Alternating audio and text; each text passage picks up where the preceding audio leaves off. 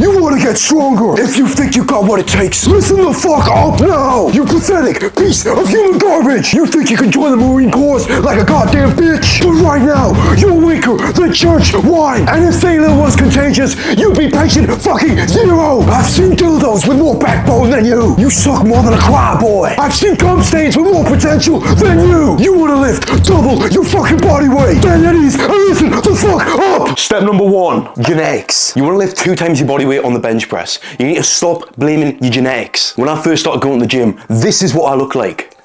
And this is what I look like when I was benching 2 times my body weight. So if I can do it, I'm sure you at home can do this too. There's no point making excuses and blaming your genetics. You are perfectly capable of benching an insane amount of weight. If you train properly, eat properly, and do everything I tell you in this video. Do not become a victim of your genetics. It has nothing to do with how much effort, energy, and willpower you're able to put in to the gym. Number 2. Build the foundations. You're not gonna have a good bench press if you're already small. This means improving your upper body strength. Shoulders, chest, triceps, these are all gonna be massive players when it comes to benching huge amounts of weight. So before you even think about going into this, you need to make sure you've already got a solid build. And if you don't, you need to follow this video along so you can find out what muscle groups you need to be training to make sure you get that strong, insane, boom. You wouldn't build a house on a desert. Why? Because as soon as the wind blows, the house is gonna go with it. That solid frame, that solid foundation is gonna give you that strength and drive to power through those bench presses. Number 3, variation. Now, what do I mean when I say variation? Now, you need to have variation in your training plan, especially when it comes to your bench. You can't just go into every single session trying to hit a 1 rep max, It's just not gonna happen. You need to be hitting failure and you need to be pushing past failure in order to grow and get stronger. Here are some key variations to include in your bench press routine. Pause bench press. This is gonna increase the difficulty level. It means basically bringing the bar down and holding it there for a few seconds,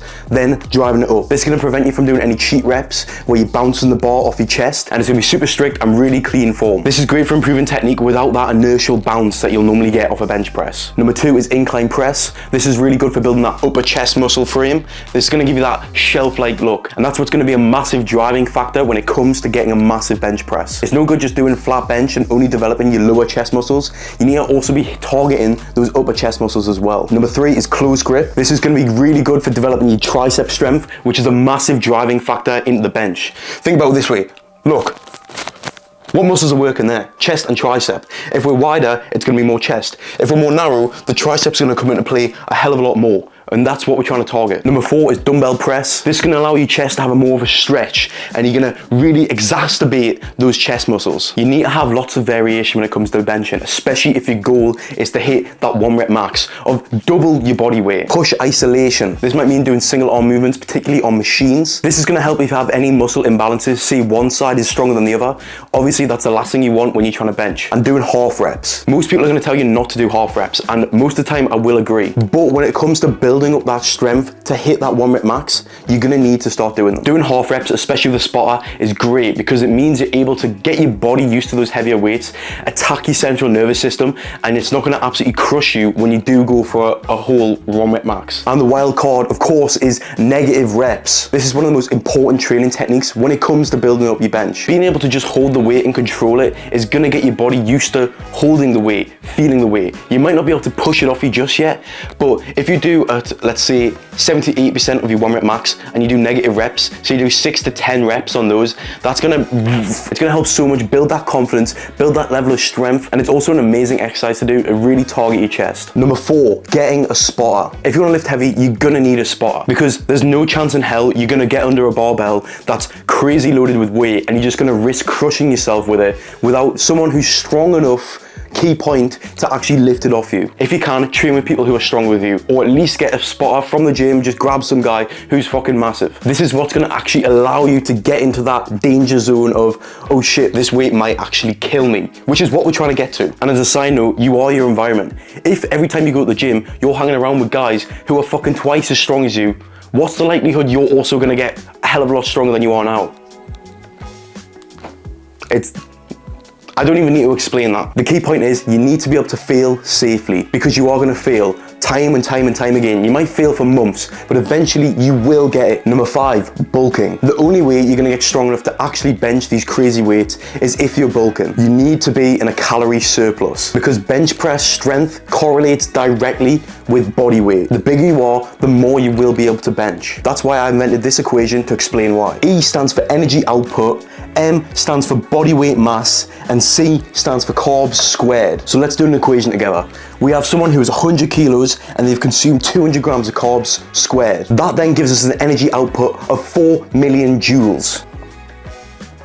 We then input this data into the next calculation, which gives us a final output of a bench press of 816,000 kilos. Now, why are carbs super important, especially when it comes to lifting heavy? Carbs are going to replenish those glycogen stores in your muscles and give you that drive and power to actually lift. It's also going to give you the energy to power through these heavy lifting workouts. It's super important before you do any crazy heavy lifts. You've optimally carbed up before the session. So if you can get in around 250 grams of carbs before a training session, that's going to give you a hell of a lot of power to get through them. So what are some practical tips you can take away from this video so you can walk away and actually start improving your bench from now? Before you do any benching, it's super important to give yourself a nice back pump. Now, what do I mean by this? So before going on the bench press, you want to warm your lats up. You want to do some lat pull downs, nice and light, nothing too crazy. Maybe do some resistance bands, pull downs. Having that extra bit of blood flow in your back is going to give you that wider, broader frame when you're lying on the bench. So when the bar comes down, your lats are nice and tight. They're already engaged, ready to fire up the bar. Before doing any benching as well, make sure your delts are warmed up. Just spam some lateral raises with some light dumbbells.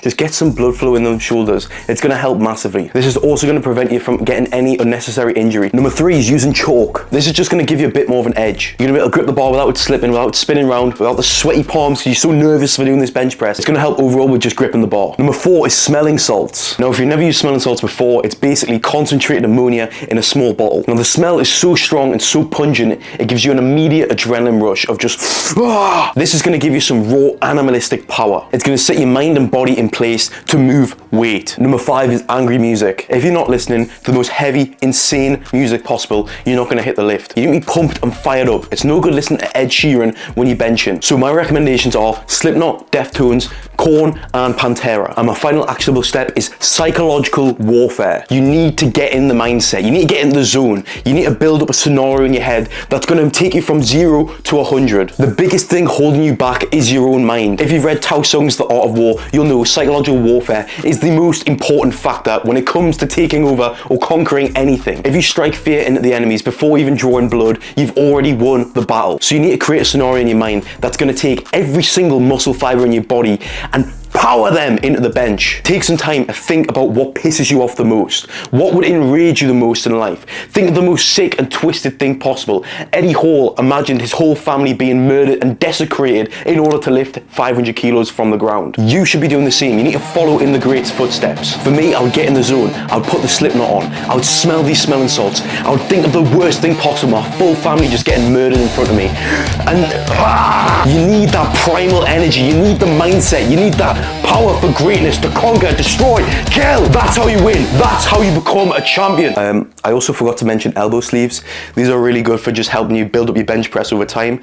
If the weight's a little bit too heavy for you, you can just slip the elbow sleeves on and it just helps you with that little edge, especially on the top part of the lift where people struggle the most. You might be able to get it halfway, but the elbow sleeves are going to help you push past that extra bit. So especially when it comes to building up that 1 rep max, elbow sleeves are really good. But obviously for your 1 rep max, you don't want to use them because then it's kind of cheating, I guess. But everyone has their own opinion on that. Now here's a bench program you can use, and it's what I did to get my bench to 170 kilos. So you want to be benching twice a week. One of the days is a barbell day with accessory work, and the other day is going to be machine work with accessories also. Now the barbell is going to be strictly flat press, and the machine stuff is going to be strictly incline press. So you're going to be working your upper and lower chest muscles. Now on both of these days, you want to be doing a mixture of negative reps, pause reps, and all the other variations I spoke about earlier. And with the accessory stuff, you want to be doing heavy triceps. Building up that tricep strength is absolutely crucial to building up that strong bench press. So this means doing variations of cable pushdowns, skull crushers, single arm tricep isolations, and a whole other load of stuff, which I'll go through in another video. And then also on an arm and shoulder day, you want to be making sure you're doing some heavy shoulder press as well. Building up that strong shoulder press is going to help massively when it comes to benching as well, because this means 3 times a week you're doing 3 push movements that are going to be heavy as fuck, along with all your accessory work as well. So your shoulders, your triceps,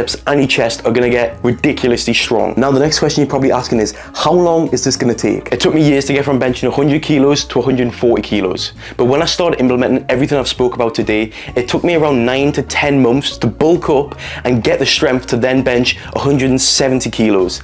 And then this is how 140 kilos was moving.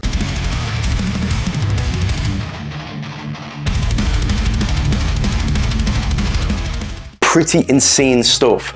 I was repping 140 like nothing. It was basically my warm-up set. Follow everything I've said today, try it for a month or 2, and let me know how your bench has improved. Remember, the most important part is locking in. You need to follow the plan. You need to set those goals, and you need to get your mind in a position where you want it more than anything, because the only thing that's holding you back is yourself. Thanks very much everyone for watching today, and I hope to see you in the next one. Bye-bye.